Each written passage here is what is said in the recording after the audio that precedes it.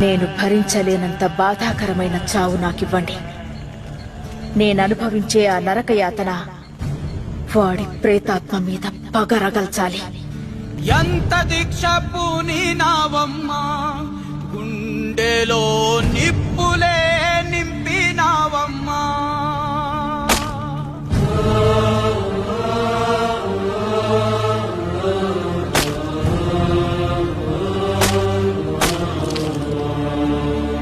త్యాగమంటే నీదమ్మా, నరకమే పొంగులో నా ముడిచావమ్మా.